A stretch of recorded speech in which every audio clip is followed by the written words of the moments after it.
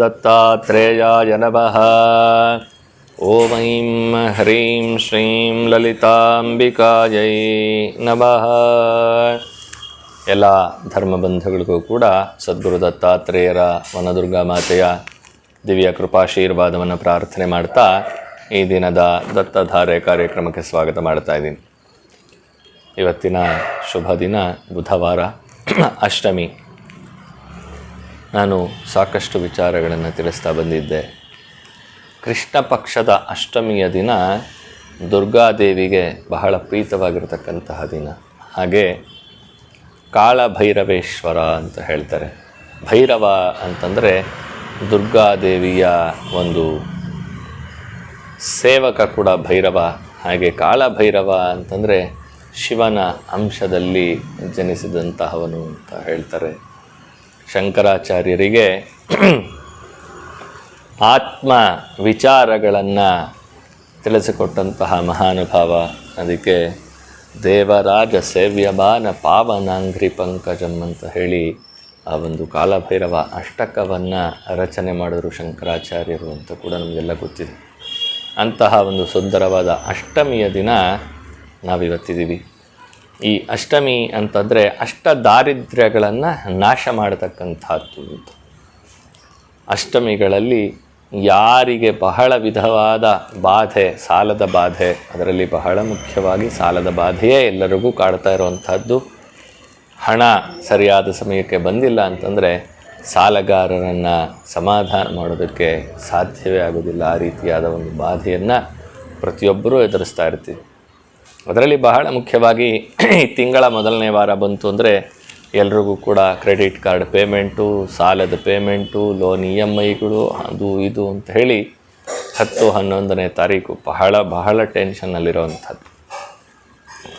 ಈ ಟೆನ್ಷನ್ ನಿವಾರಣೆ ಮಾಡ್ಕೊಳ್ಳೋದಕ್ಕೆ ಏನು ಮಾಡಬೇಕಪ್ಪ ಅಂತಂದರೆ ಏನೂ ಮಾಡೋಕ್ಕಾಗಲ್ಲ. ಹಣ ಸಂಪಾದನೆ ಮಾಡಿ ಆ ಸಾಲ ತೀರಿಸಲೇಬೇಕು. ಆದರೆ ಆ ಸಾಲ ತೀರಿಸೋವರೆಗೂ ಈ ಒಂದು ವ್ಯವಸ್ಥೆ, ಜನಗಳು ಅವರನ್ನು ಸಮಾಧಾನ ಪಡಿಸೋದು ಹೇಗೆ ಮಾಡಬೇಕು, ಏನು ಮಾಡಬೇಕು ಅಂತ ತಲೆ ಕೆಡಿಸ್ಕೊಂಡು ಆತ್ಮವಿಶ್ವಾಸನ ಕುಗ್ಗಿಸ್ಕೊಳ್ಳೋದಲ್ಲ.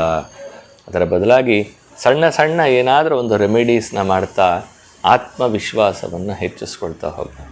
ಅಂತಹ ಒಂದು ಆತ್ಮವಿಶ್ವಾಸವನ್ನು ಹೆಚ್ಚಿಸ್ಕೊಂಡು ನಮ್ಮ ಜೀವನನ ಬಂದಿರತಕ್ಕಂತಹ ಬಾಧೆಗಳನ್ನು ನಿವಾರಣೆ ಮಾಡಿಕೊಳ್ಳುವಂತಹ ಒಂದು ಸಣ್ಣ ಪರಿಹಾರ ಇವತ್ತೇನಪ್ಪ ಅಂತಂದರೆ, ನಾನು ಹಿಂದಿನ ಸಂಚಿಕೆಯಲ್ಲಿ ಕೂಡ ಹೇಳಿದ್ದೆ, ಕಾಲಭೈರವೇಶ್ವರನ ಒಂದು ಸೇವೆಯನ್ನು ಮಾಡೋದು ಅಂತ.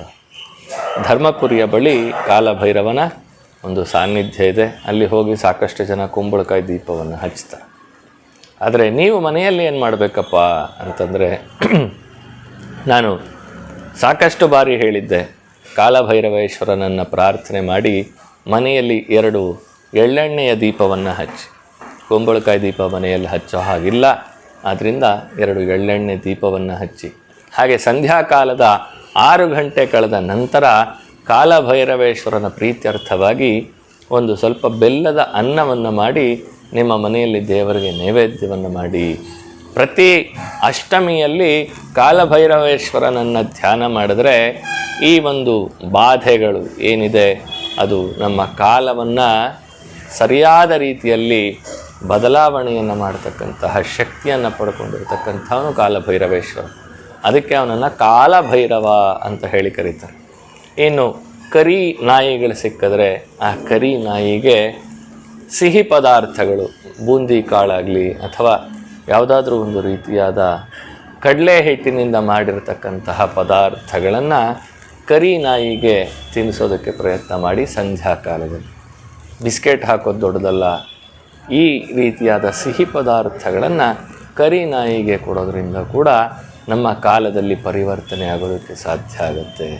ಇನ್ನು ಬಹಳ ಮುಖ್ಯವಾಗಿ ಕರಿ ವಸ್ತುಗಳು ಅಂದರೆ ಕರಿಯ ಬಟ್ಟೆ ಆಗಲಿ, ಕರಿಯ ಬೆಡ್ಶೀಟ್ಗಳಾಗಲಿ ಯಾರಾದರೂ ಅಸಹಾಯಕರಿಗೆ ಅಥವಾ ಕೂಲಿ ಕಾರ್ಮಿಕರಿಗೆ ಕೊಡೋದ್ರಿಂದ ಕೂಡ ನಮ್ಮ ಜೀವನದಲ್ಲಿ ಕಾಲದ ಪರಿವರ್ತನೆ ಆಗೋದಕ್ಕೆ ಅನುಕೂಲ ಆಗುತ್ತೆ ಅಂತ ಹೇಳಿ ತಿಳಿಸ್ತಾ ಇವತ್ತಿನ ಕಾರ್ಯಕ್ರಮಕ್ಕೆ ಮಂಗಳ ಹಾಡ್ತಾ ಇದ್ದೀನಿ. ಓಂ ಶಾಂತ ಶಾಂತ ಶಾಂತಿ ಸದ್ಗುರೋ ದಿವ್ಯಚರಣಾರವಿಂದಾರ್ಪಣಮಸ್ತು.